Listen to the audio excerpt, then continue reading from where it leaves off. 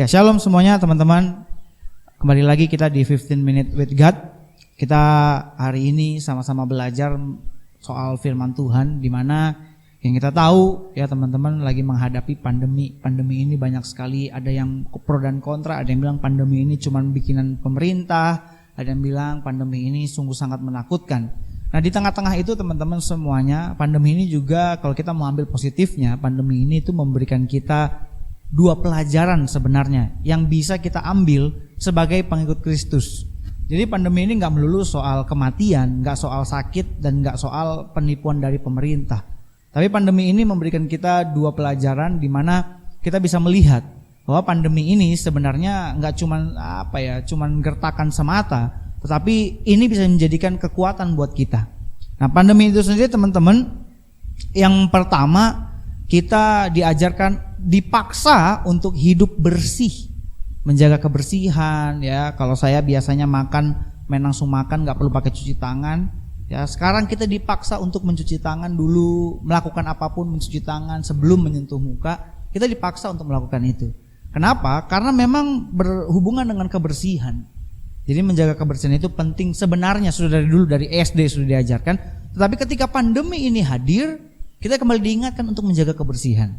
Jadi sama dengan firman Tuhan yang dari dulu sudah ada, tetapi kita kembali lagi diingatkan oleh firman Tuhan. Hari ini kita diingatkan untuk kita menjaga kehidupan kita bersih, sama seperti pandemi itu. Ya, yang pertama itu tadi kita udah terbiasa tidak menjaga kebersihan. Yang kedua, kita suka buang sampah sembarangan. Nah, kemudian teman-teman, cara hidup kita yang lama, gaya hidup kita yang lama itu yang harus kita hilangkan. Kita buka di dalam Efesus 4 ayat 22 sampai 24. Efesus 4 ayat 22 sampai 24, yaitu bahwa kamu berhubung dengan kehidupan kamu yang dahulu harus menanggalkan manusia lama yang menemui kebinasaannya dan nafsunya yang menyesatkan, supaya kamu dibaharui di dalam roh dan pikiranmu dan mengenakan manusia baru yang telah diciptakan menurut kehendak Allah di dalam kebenaran dan kekudusan yang sesungguhnya. Jadi teman-teman, kita dulu biasanya suka buang sampah sembarangan, tinggal makan, gak perlu pakai cuci tangan. Kita dipaksa untuk menjaga kebersihan, dipaksa untuk hidup bersih. Sama dengan firman Tuhan, teman-teman perhatikan. Kita disuruh untuk menanggalkan hidup kita yang lama.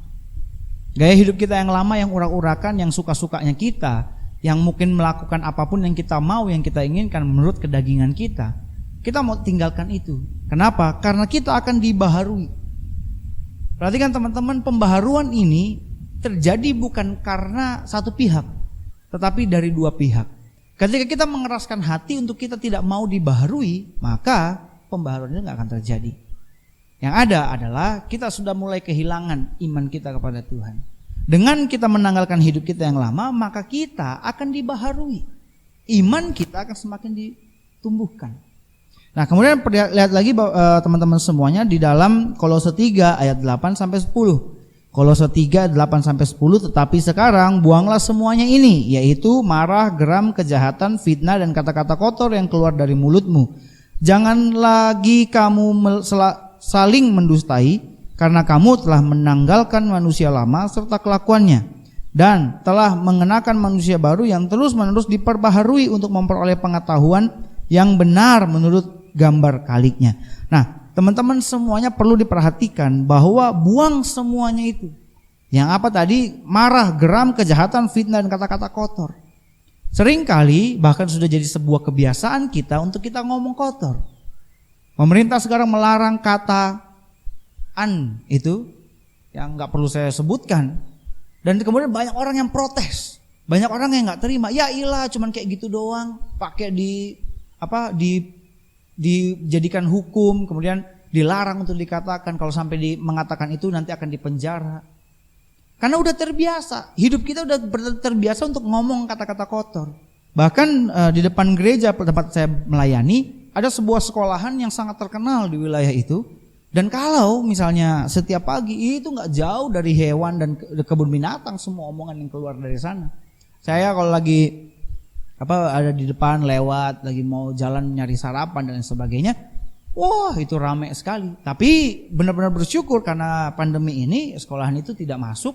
Benar-benar saya mendapat menikmati udara pagi yang segar. Kenapa? Karena ketika kita hidup di dalam Kristus, teman-teman, maka kita harus membuang segala kebiasaan-kebiasaan yang lama. Jujur, dulu saya adalah orang yang sangat brutal, teman-teman. Dibilang brutal ya sangat luar biasa badungnya. Bahkan di kelas 3 SMA, saya itu dari kelas 2 ke kelas 3, saya hampir tidak naik kelas karena nilai saya bobrok. Gaya saya itu dulu urak-urakan, rock and roll karena saya anak band. Nggak ada cita-cita saya mau jadi pendeta. Nggak ada cita-cita saya ingin melayani Tuhan. Yang saya pengen adalah apa yang saya inginkan, itu yang saya lakukan. Hampir dari kelas 2 ke kelas 3 nggak naik kelas. Kenapa? Karena nilai saya hancur-hancuran. Tapi karena lo ikut lomba band dan juara, maka ya dikatrol lah nilainya. Karena kebiasaan-kebiasaan itu yang selalu saya pakai, kebiasaan-kebiasaan ngomong kotor, ngatain temen bego, mohon maaf, ngatain temen bego, goblok. Kata bego itu sendiri jadi koma. Bukan gitu bego. Itu udah kebiasaan. Dan sudah menjadi sebuah yang mendarah daging dalam kehidupan kita kalau kita nggak ngomong itu ada yang kurang. Nah ini yang harus kita hilangkan. Supaya apa? Supaya kita diperbaharui. Dan mengenakan manusia yang baru. Dikatakan dalam Kolose tadi, dikatakan diperbaharui dan memperoleh pengetahuan yang menurut gambar kaliknya Tuhan. Kita akan diperbaharui menjadi serupa dengan Kristus. Nah teman-teman ketahui, banyak orang untuk menjadi terkenal dia dapat lakukan apapun itu. Untuk mendapat perhatian dari orang banyak dia dapat lakukan banyak hal. Termasuk dengan kata-kata kotor ini. Dengan emosi dan lain sebagainya mereka dapat lakukan banyak hal. Tapi perlu diketahui teman-teman, ketika kita tidak menanggalkan itu maka kita hidup dalam kehidupan kita yang lama. Dalam kehidupan kita yang gak pernah mau diubah, maka kita gak akan pernah mengenal Allah. Tanpa pengenalan akan Allah, maka kita tidak akan tahu apa yang menjadi kehendak Allah. Itu dulu yang harus diingat. Nah jadi teman-teman, kalau misalkan kita merasa hidup saya ini masih muda, saya mau bebas. Kita juga belajar dong dari pandemi. Pandemi apakah tidak membiarkan kita bebas? Bebas silakan.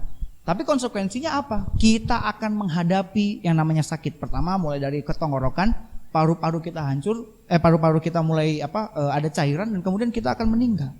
Nah dari itu maka kita akan mengalami yang namanya kematian. Dan teman-teman, penyesalan itu datangnya terakhir. Ketika orang suruh pakai masker, dia nggak mau pakai masker, ya konsekuensinya cuma satu, mati nanti.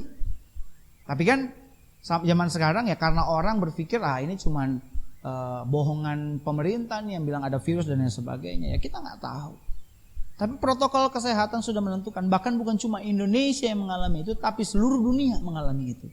Artinya apakah pemerintah Indonesia bisa mempengaruhi seluruh dunia? Itulah kita pakai logika juga. Apakah di Amerika pun pemerintah Indonesia bisa campur tangan? Nggak bisa juga. Apa semua pemerintah di dunia ini menjadi satu untuk membohongi rakyatnya? Aduh, sebodoh itukah pemerintah dunia ini? Virus ini ada dan benar-benar ada. Pilihannya cuma ada satu. Ada dua, mau nggak kita mengikuti protokol kesehatan atau kita masa bodoh? Kalau kita ikuti protokol kesehatan, kita harus cuci tangan setiap menit, setiap kita mau melakukan aktivitas, sebelum melakukan aktivitas kita cuci tangan. Sama, berarti kan kita harus meninggalkan kehidupan gaya hidup kita yang asal-asal aja, yang nggak pernah cuci tangan terus kemudian langsung makan. Kita kan nggak, kita tinggalkan itu. Tetapi perhatikan, firman Tuhan pun sudah mengajarkan ini lama. Tinggalkan manusia yang lama. Jadi perlu diingat teman-teman semuanya, ketika hidup kita nggak mau kita tinggalkan, ketika hidup kita merasa nyaman dengan kenikmatan dunia ini, saya mau kasih tahu, engkau sudah kehilangan imanmu. Engkau nggak akan bisa menumbuh kembangkan imanmu. Kenapa? Karena kita nggak mengenakan pakaian baru itu, nggak mengenakan manusia baru itu, dan kita nggak memiliki pembaharuan sama seperti Kristus itu sendiri. Jadi teman-teman, ini merupakan salah satu pelajaran bagi kita supaya kita belajar dari pandemi. Ya, kemudian yang kedua ya teman-teman, yang kedua yang kita dapat ambil dari pandemi ini, yang kedua, pandemi ini juga merupakan ujian terhadap kualitas hidup dan iman kita. Jadi teman-teman, kalau imunitas kita lemah, maka kita akan terjangkit virus ini. Tetapi kalau imunitas kita kuat, maka kita akan kuat juga menghadapi virus ini. Sama halnya dengan iman kita menghadapi godaan di dunia ini teman-teman. dari kehidupan kita yang lama tadi kita nggak mau tinggalkan, maka kualitas iman kita nggak akan bertumbuh, nggak akan berkembang, dan nggak akan bisa kuat. Percayalah kepada firman Tuhan yang menyatakan bahwa imanmu akan menyelamatkanmu. Jadi kita sebagai pengikut Kristus bukan karena apa yang kita lakukan kita selamat, tapi karena iman. Nah, iman kita sendiri pun tidak kita tumbuh kembangkan, iman kita sendiri pun tidak kuat. Maka bagaimana kita bisa memperoleh janji Tuhan itu? Jadi perlu diingat teman-teman semua. Yuk kita buka di dalam Efesus 6 ayat 10. Efesus 6 ayat yang ke-10. Akhirnya hendaklah kamu kuat di dalam Tuhan dan kuat di dalam Tuhan di dalam kekuatan kuasanya. Supaya kita kuat teman-teman, maka kita perlu mengenal Allah. Bagaimana Allah bekerja. Bagaimana Allah melakukan mujizatnya. Bukan serta-merta kita menjadikan Allah pemenuh dari kebutuhan kita. Kalau kita butuh sesuatu baru kita cari Tuhan. Kalau kita inginkan sesuatu kita baru berdoa sama Tuhan. Bukan seperti itu. Tapi iman berbicara soal apa yang belum kamu terima, kamu seolah-olah sudah menerimanya. Jadi ketika kita menghadapi pandemi seperti ini teman-teman, itu membutuhkan imunitas yang kuat. Sama ketika kita menghadapi dunia yang semakin jahat ini teman-teman, kita memerlukan iman yang kuat. Imunitas iman yang kuat enggak akan mempengaruhi kualitas iman kita. Sehingga kualitas iman kita akan hanya berdiri teguh kepada Tuhan. Dan fokus kita hanya kepada Tuhan. Jadi perlu diingat teman-teman semuanya. Perlu dicamkan, bahasa kasarnya dicamkan. Bahwa ketika kita lemah, ketika kita mulai membiarkan gaya hidup dunia itu masuk dan kita gak mau meninggalkan gaya hidup itu, maka kualitas atau imunitas iman kita berkurang atau hilang. Sehingga jangan pernah menuntut bahwa oh saya sudah ikut Kristus, oh saya udah lakukan ini. Imunitas imanmu lemah, imunitas imanmu tidak ada. Maka jangan menyesal nanti ketika fakta yang akan terjadi dalam Alkitab terjadi itu. Ya, fakta dalam Alkitab yang sudah diberitakan oleh para pendeta, oleh para evangelis akan terjadi dalam kehidupan kita. Dan kemudian kita langsung menyesal. Jangan sampai hal itu terjadi. Maka kami, para hamba-hamba Tuhan, para pendeta, para evangelis mengingatkan kita terus senantiasa melalui banyak cara. Melalui gereja, melalui penginjilan, melalui media sosial seperti yang teman-teman sekarang lihat ini. Kami melakukan berbagai banyak cara supaya banyak orang dimenangkan. Supaya banyak orang memuliakan nama Tuhan. Dan supaya iman orang percaya tidak mulai berkurang. Atau bahkan tidak mungkin hilang.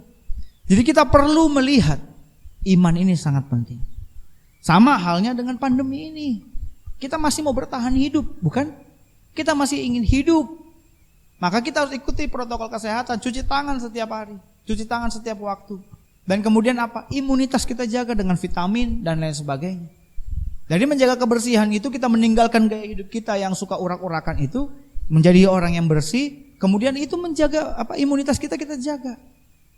Jadi ketika kerohanianmu atau imanmu sudah mulai kendor, teman-teman perhatikan. Hati-hati, jangan sampai nanti kita tertinggal. Jadi teman-teman semuanya, kalau kita mau melihat dari apa yang terjadi dalam kerohanian kita, banyak hal dorongan yang terjadi yang menyebabkan kita lemah. Tapi saya yakin dan percaya Roh Kudus pasti akan memperkuat iman kita. Roh Kudus akan mendukung kita. Supaya apa? Supaya kita tidak tertinggal. Oleh sebab itu teman-teman, banyak waktu, banyak pilihan dari YouTube ini. Teman-teman bisa lihat apakah banyak orang dengan channel mereka bisa memperkuat iman kita, bisa membuat kita kuat dalam kerohanian atau iman fokus kita kepada Tuhan. Atau banyak juga yang mulai menghancurkan iman kita kepada Tuhan. Tayangan-tayangan YouTube banyak. Bisa ada yang menghibur, ada yang ngerjain orang pun jadi sebuah hiburan. Semua adalah pilihan itu di tangan teman-teman semuanya. Jadi saya mau katakan teman-teman, hari ini jangan biarkan imanmu kendor atau bahkan hilang. Tuhan Yesus memberkati.